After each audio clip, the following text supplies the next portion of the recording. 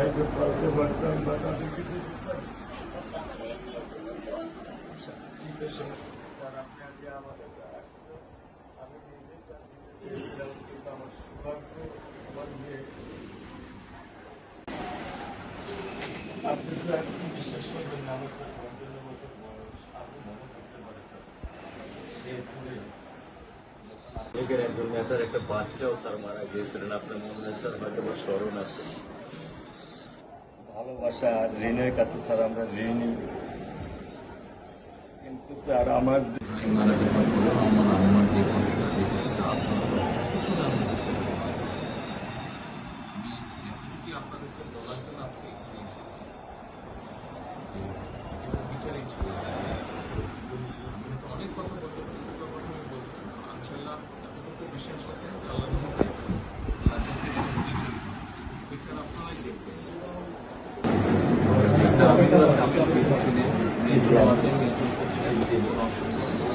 আর আসামিকে ধরা হয়েছে, ব্যবস্থা করা হয়েছে, এরপরে বিচার ইনশাল্লাহ আইন উনিও কন্যা সন্তান, আমিও কন্যা সন্তান, উনিও কন্যা সন্তান।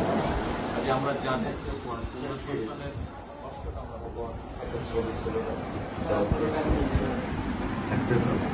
স্যার কিছু বলে তোলেন না, আমি শুধু আপনি মেয়ের বাবা, আপনিও স্যার একজন মেয়ের বাবা।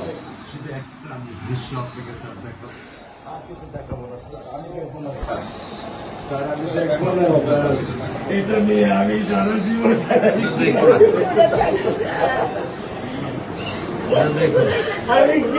দেবেন সারা জীবনে দৃশ্য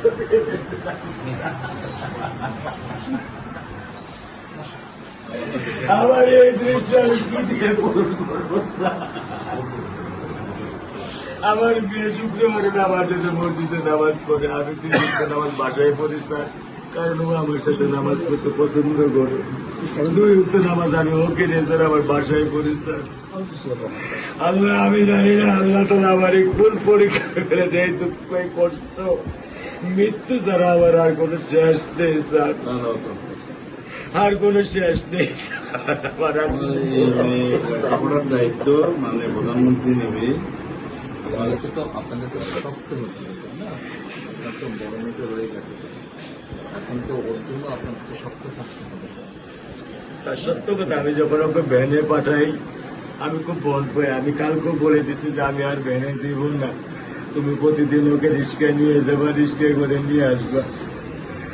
আমি ক্লান্ত স্যার, 10 বছর বয়স থেকে স্যার অবহেলা পেতে পেতে পেতে পেতে স্যার আমি আর নিতে পারতেছি না স্যার।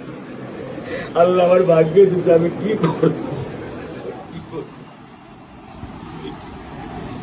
ব্যবস্থা বলেছেন মেয়ের লেখাপড়া হবে, ধৈর্য ধরো, ইনশাল্লাহ বিচার তুমি খুব সংক্ষিপ্ত সময়, কারণ এটা যে বেশি বলতে পারবো না, কারণ আদালতের বিষয় তো। আমরা চার্জশিট দেবো ইনশাল্লাহ এই 24 ঘন্টার মধ্যে। আমি সত্য কথা বলি, আমার 55 বছর বয়সে আমি এত দ্রুত, এত সুন্দর, এত সুচারুভাবে আমি কখনো দেখিনি।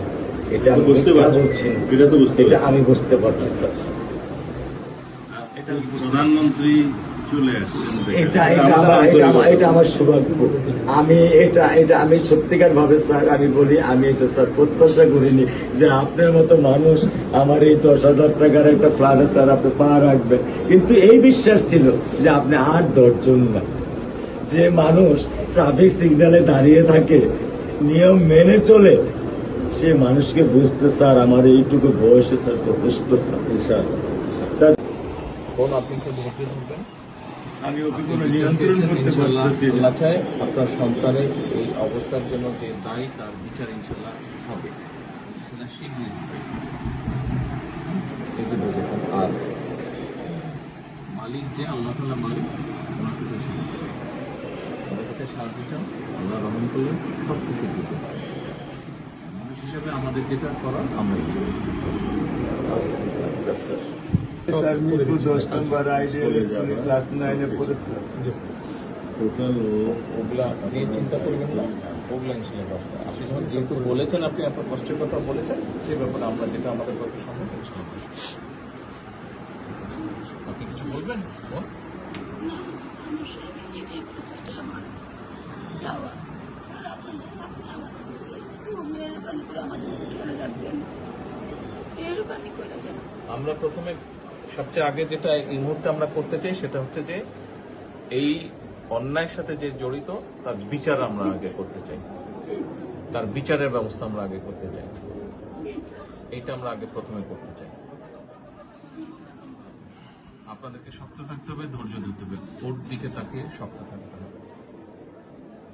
এক সন্তান আল্লাহ নিয়ে গেছে, আরেক সন্তান আপনার কাছে আছে, ওর কথা মনে করে আপনাদেরকে শক্ত থাকতে হবে, ওর দিকে তাকে, ঠিক আছে?